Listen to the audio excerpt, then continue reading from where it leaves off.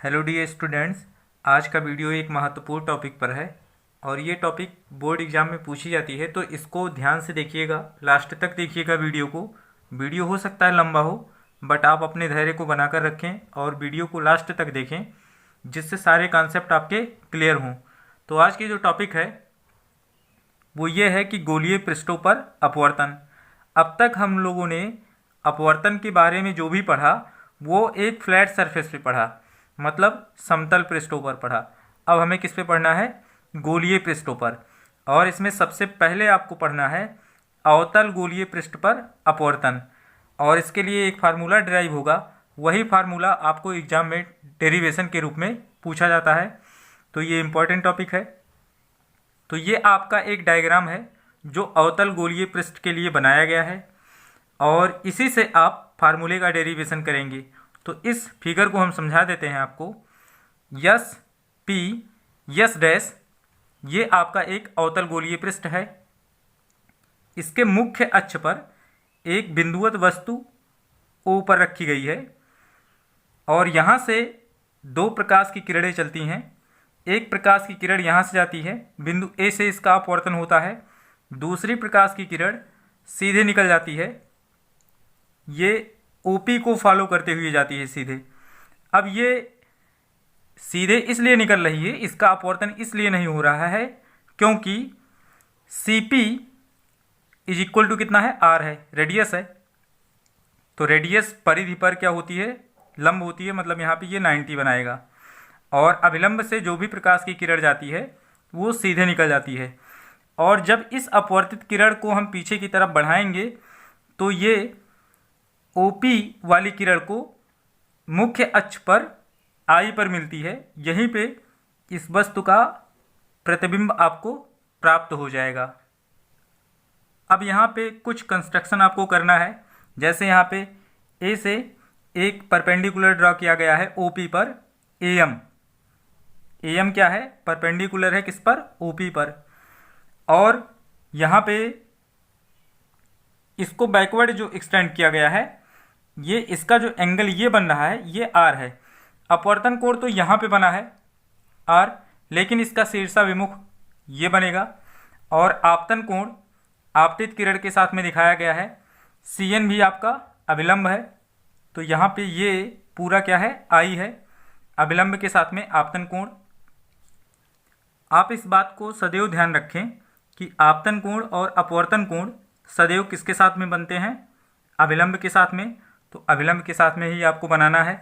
यहाँ पे ये अभिलंब CN है, या CAN कह सकते हैं आप इसको। अब इस फिगर के अनुसार इसमें थोड़ा सा लिखना पड़ता है रेफरेंस के रूप में। तो चित्रानुसार SPS एक अवतल गोलीय पृष्ठ है जो दो माध्यमों को अलग करता है। विरल माध्यम का अपवर्तनांक कितना है? N1, यानी कि ये सेपरेट कर रहा है दो मीडियम को।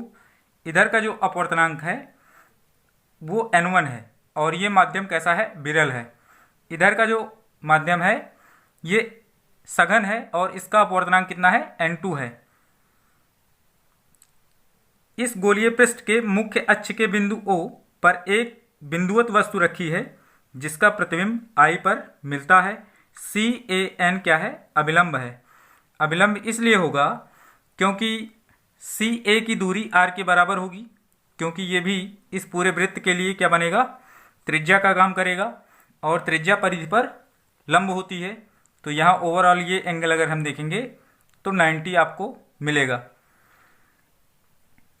अब क्या हो जाएगा? यहाँ पे आप इतना लिख सकते हैं कि माना आपतन कोण I तथा अपवर्तन कोण R है, योम OA ये वाली आपतित किरण IA या AI तथा AC मुख्य अक्ष के साथ क्रमशः अल्फा, बीटा व गामा कोण बनाते हैं, तथा AM इस परपेंडिकुलर एट OP, जहाँ AM इज इक्वल टू कितना है? H है, OP is equal to -U है, IP is equal to -V है, और CP is equal to -R है। इतना लिखने के बाद आप अपने डेरिवेशन को शुरू कर सकते हैं। इससे शार्ट में भी लिखेंगे चित्रानुसार करके तब भी चलेगा, यानी कि जो फिगर में है वही चीज़ लिखी जाती है। अब इसके डेरिवेशन को स्टार्ट करते हैं। त्रिभुज AOC से आपको क्या मिलेगा, यहाँ से देखिए इस त्रिभुज के लिए ये वाला कोण जो है यानी कि गामा बहिष्कोण है, तो बहिष्कोण प्रमेय से गामा का मान क्या होगा, अल्फा प्लस आई के बराबर होगा, क्योंकि बहिष्कोण प्रमेय ये कहती है कि किसी भी त्रिभुज का बहिष्कोण अंतः सुदूर स्थित दोनों कोणों के योग के बराबर होता है। तो आपको यहाँ पे क्या मिल जाएगा, gamma is equal to alpha plus I, या यहाँ से आपको मिलेगा I is equal to gamma minus alpha. ये समीकरण नंबर 1 यहाँ पे लिख दीजिए, बहिष्कोण प्रमेय से ये चीज़ आप यहाँ पे लिख देंगे।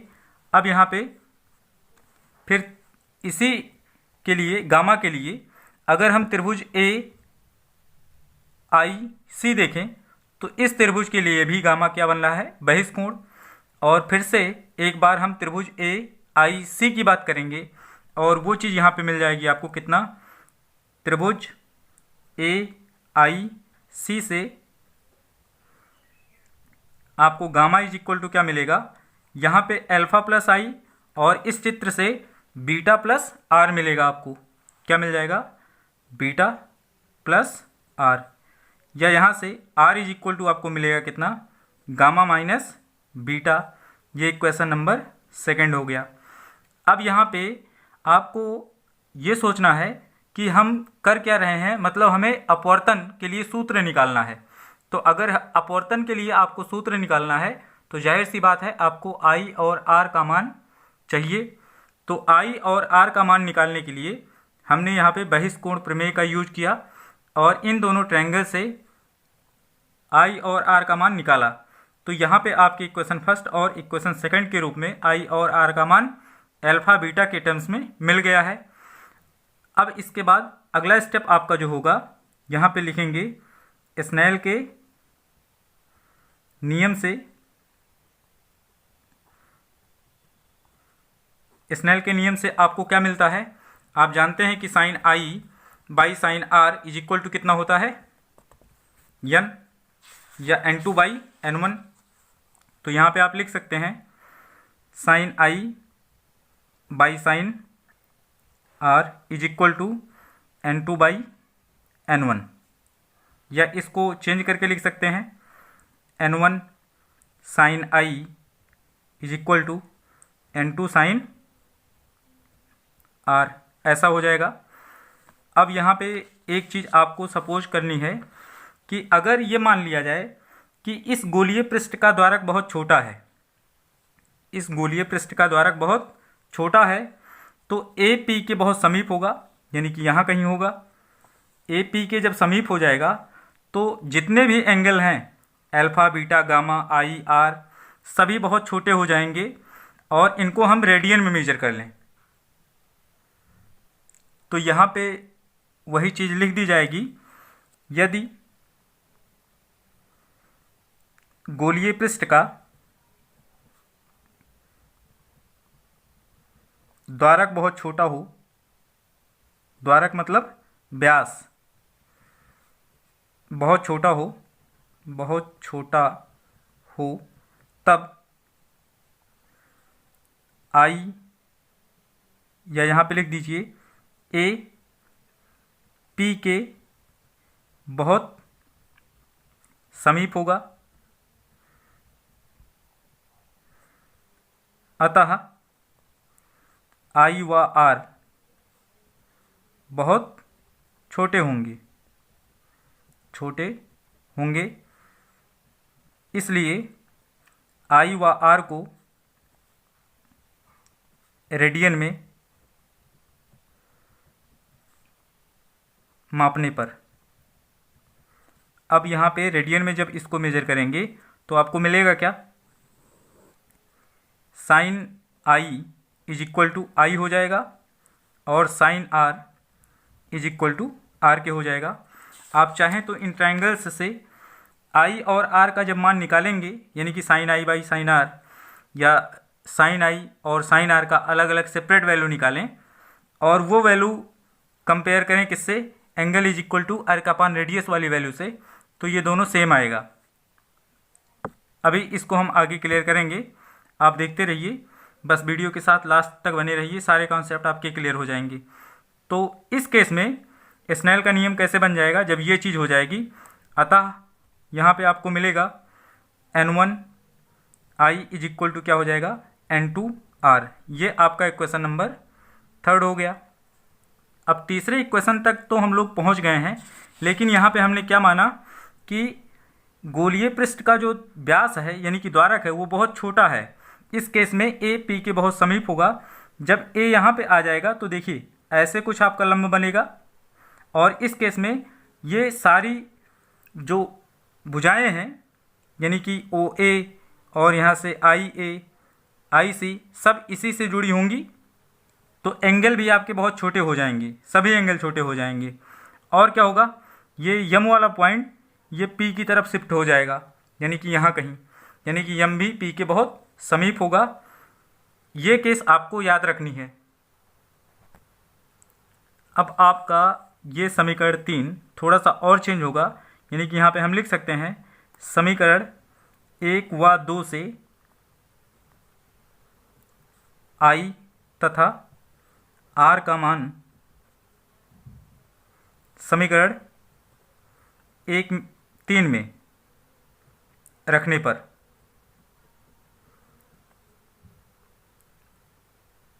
अब जब 3 में वैल्यू पुट करेंगे तो आपका इक्वेशन नंबर 3 ऐसे बनेगा, N1 आई की वैल्यू कितनी है, गामा माइनस यहाँ पे देखिए alpha is equal to N2, यहाँ पे हो जाएगा गामा माइनस बीटा। ये आपका एक नया इक्वेशन बन जाएगा, ये इक्वेशन 4 हो जाएगा।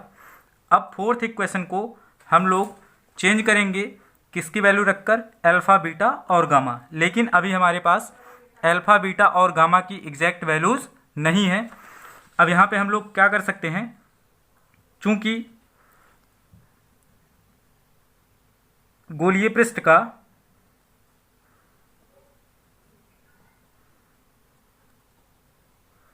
द्वारक छोटा है, इसलिए ए व यम दोनों पी के समीप होंगे, अतः त्रिभुज, कौन से त्रिभुज की बात कर रहे हैं, अब यहाँ पे देख लीजिए, ये त्रिभुज ए ओ सी ए ओ एम, कौन से त्रिभुज की बात कर रहे हैं, ये देख लीजिए यहाँ पे, त्रिभुज ए O M, A I am और ए सी एम से, त्रिभुज ए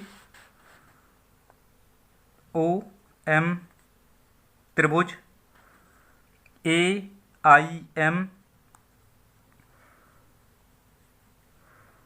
तथा त्रिभुज ए सी एम से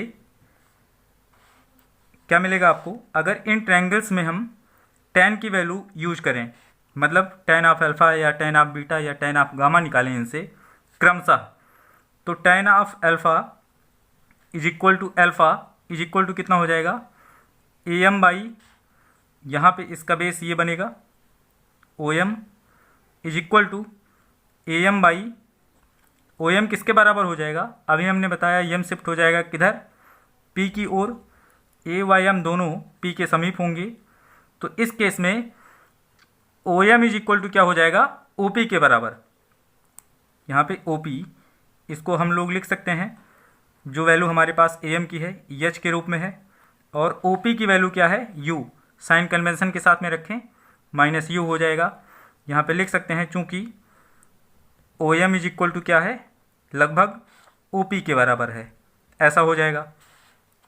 अब सिमिलरली आप tan ऑफ बीटा जब निकालेंगे, कौन से ट्रायंगल से, इस वाले ट्रायंगल से, तो यहाँ से आपको ये वैल्यू इक्वल टू बीटा के मिलेगी।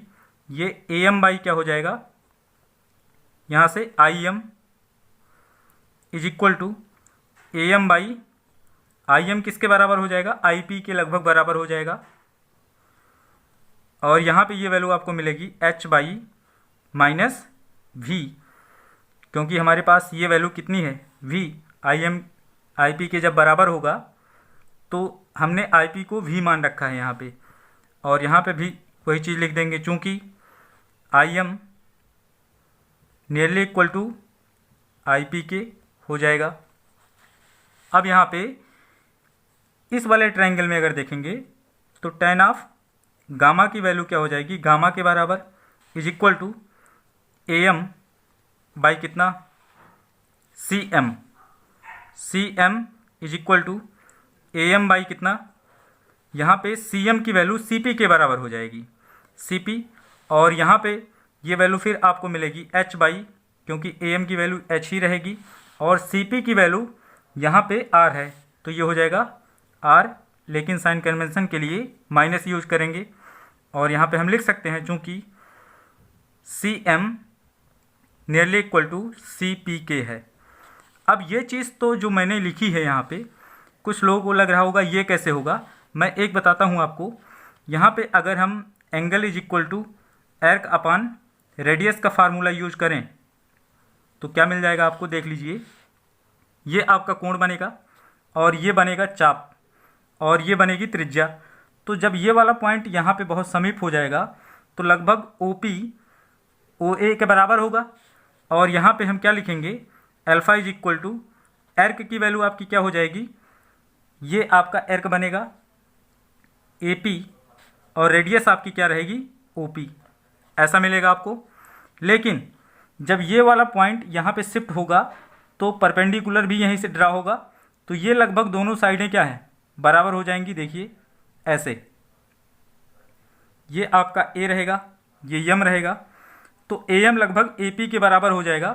तो यहाँ पे ए पी के स्थान पे हम ए एम लिख सकते हैं, A M by O P. तो यही चीज़ यहाँ पे तीनों केसेस में अप्लाई की गई है, जो यहाँ पे तीनों ट्रायंगल से अल्फा बीटा और गामा की वैल्यूज़ फाइंड की गई हैं। तो उम्मीद करता हूँ कि आपको ये कॉन्सेप्ट समझ में आ गया होगा। ये हमेशा के लिए आप समझ के रखिए, जहाँ भी एंगल छोटे होंगे और रेडियन में मेजर किया जाएगा तो यही कॉन्सेप्ट वहाँ पे यूज किया जाता है। अब हम लोग आगे चलते हैं, इसका नेक्स्ट स्टेप देखते हैं क्या है। अब हम लोग अल्फा बीटा और गामा इसका मान इक्वेशन नंबर 5 में पुट करेंगे। ये आपका इक्वेशन नंबर 5 है, तो यहाँ पे मैं लिखता हूँ अल्फा बीटा व गामा का मान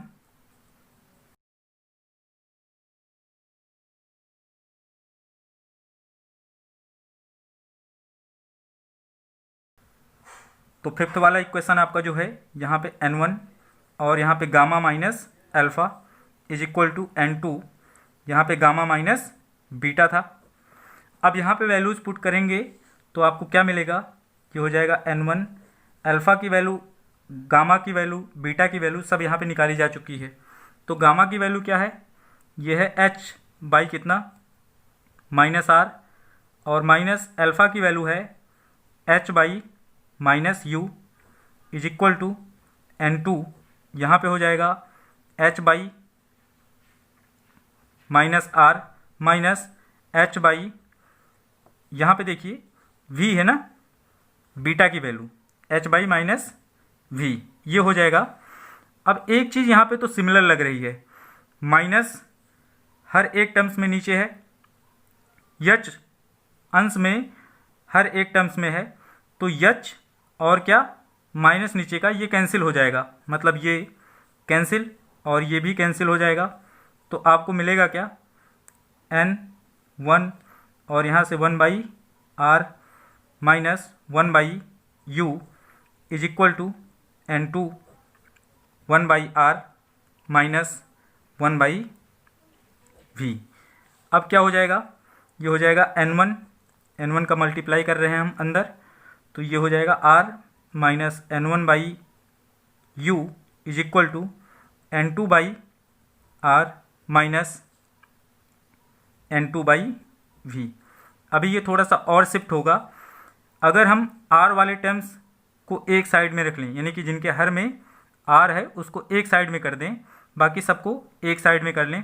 तो यहाँ से आपको मिलेगा N2/V minus N1/U is equal to N2/R minus N1/R, ऐसा मिल जाएगा। अब इसको आप लिख सकते हैं कि N2/V minus N1/U is equal to N2 minus N1/R। ये आपका एक फार्मूला मिल गया, इसको आप इक्वेशन 6 बना लीजिए। अब ये तो एक फार्मूला मिला, लेकिन यहाँ पे थोड़ा सा चेंजिंग और किया जा सकता है। यदि हम यहाँ पे मान लें, यदि n इज इक्वल टू क्या हो, N2/N1, मतलब n क्या हो, सघन माध्यम का विरल के सापेक्ष अपवर्तनांक हो, और इसको हम n लिखें, तब इनमें अगर हम देखेंगे तो इसको हम कैसे लिख सकते हैं, N2/N1 बाई कितना V minus N1/N1 U is equal to N2/N1 minus N1/N1 by कितना R, ऐसा लिख सकते हैं। मतलब क्या हुआ, समीकरण 6 के अंश में दोनों पक्षों में N1 से भाग देने पर ये चीज़ हो गई यहाँ पे। अब यहाँ से आपको क्या मिल जाएगा, इतने के स्थान पे क्या लिख सकते हैं आप, N, यहाँ पे V माइनस यहाँ पे 1/U is equal to N minus 1 by कितना R। ये आपका मेन फार्मूला मिल गया। लेकिन यहाँ पे आपको ये याद रखना है कि n क्या है, n आपका है सघन का विरल के सापेक्ष अपवर्तनांक, ये आपका n का मान है। n यही यहाँ पे इंडिकेट कर रहा है। तो ये आपका फार्मूला है, ये भी आपका फार्मूला है। इसको आप इक्वेशन नंबर 7 मान सकते हैं, बट इसकी कोई ज़रूरत नहीं है। ये आपके दोनों मेन फार्मूले हैं, इसको आप दिमाग में रखिए। वैसे बहुत इजी डेरिवेशन है। अब इस डेरिवेशन के आधार पे आप आगे का डेरिवेशन आपको मिलेगा, लेंस मेकर फार्मूला, वो भी इसी पे होगा, इन्हीं फार्मूले का यूज करके। और आपको अभी एक टॉपिक और गोलीय की पढ़नी है जो उत्तल है, तो उसके लिए भी यही फार्मूला सेम आएगा। तो आप इस टॉपिक को अच्छे से, बहुत अच्छे से तैयार रखिए, क्योंकि अगर एक आप तैयार रखते हैं तो दूसरा अपने आप तैयार रहेगा। अब यहाँ पे थोड़ा सा और चर्चा कर लेते हैं। अगर इस फिगर में ये मान लिया जाए कि पहला वाला माध्यम जो है ये आपका क्या हो जाए, सघन हो जाए, और दूसरा वाला क्या हो जाए, विरल हो जाए, तब आपको कौन सा फार्मूला मिलेगा। तब यहाँ पे आप थोड़ा सा अपना दिमाग अगर यूज करेंगे तो आपको सारी चीज़ें पता चल जाएंगी। मतलब क्या कि सारी चीज़ें अपोजिट हो रही हैं। मतलब जो सघन था वो विरल हो गया, अर्थात जो N1 था वो N2 हो गया, और जो N2 था वो N1 हो गया, using the reversibility of light. तो आपका जो नया फार्मूला मिलेगा वो आपको कैसा मिलेगा, ये वाला फार्मूला, यानी कि इक्वेशन नंबर 6 किस फॉर्म में चेंज हो जाएगा, N1 के स्थान पे आपको N2 रिप्लेस कर देना है और N2 के स्थान पे N1 को कर देना है। यानी कि यदि वस्तु सघन में हो और अपवर्तन विरल में हो रहा हो, तब आपका जो नया फार्मूला बनेगा ये हो जाएगा N1 बाई कितना, V minus N2/U is equal to, यहाँ पे आपका ये फॉर्मेट भी चेंज हो जाएगा। यहाँ पे आप लिखेंगे N1 माइनस N2/R, ये चीज़ आपको मिल जाएगी। और ये वाला फार्मूला किस फॉर्म में चेंज हो जाएगा, N is equal to 1/N रखने पर। ऐसा क्यों कर रहे हैं, क्योंकि प्रकाश की उत्क्रमणीयता यही कहती है। n के स्थान पे आपको क्या रखना है, 1/n रखने पर किसमें, समीकरण 7 में। समीकरण 7 में अगर आप ये यूज करेंगे तो आपको ये एक नए फॉर्म में मिलेगा, यानी कि यहाँ पे हो जाएगा कितना, 1/n/v minus 1/u is equal to 1/n-1 by कितना, r। अभी ये वैल्यू आपकी चेंज होगी, तो आप इसको कैसे लिखेंगे, ये आपका हो जाएगा 1/, यहाँ पे बचेगा, जब इसको आप सॉल्व करेंगे तो 1/v minus n/u is equal to 1 - n/r, या फिर आप इसमें माइनस कॉमन करके जब लिखेंगे तो आपको ये मिल जाएगा n/u minus 1/v is equal to n-1/r, ऐसा मिल जाएगा। तो उम्मीद करता हूँ कि सारे कॉन्सेप्ट आपको अच्छे से समझ में आ गए होंगे। तो ये तो फार्मूले का चेंजिंग है, आप इसको खुद से भी कर सकते हैं, ये बस आपके माइंड के ऊपर डिपेंड करता है कि आप कितना थिंक कर लेते हैं। तो सारे पॉइंट आपको अच्छे से बता दिए गए हैं, आप इसका नोट्स बनाइएगा। ये आपका फ्रंट पेज है, इसको आप ध्यान से देख लीजिए, आपको नोट्स इसी के अकॉर्डिंग बनाना है। अगर आपको कहीं कोई किसी भी स्टेप में डाउट हो रहा है तो आप हमें कमेंट करके पूछ सकते हैं। बाकी का डेरिवेशन दूसरे पेज पे है। तो आज की वीडियो में बस इतना ही। अगले वीडियो में हम लोग इसके दूसरे टॉपिक के बारे में डिस्कस करेंगे। यदि वीडियो आपको पसंद आई है तो वीडियो को लाइक शेयर ज़रूर करें और चैनल को सब्सक्राइब करें। धन्यवाद।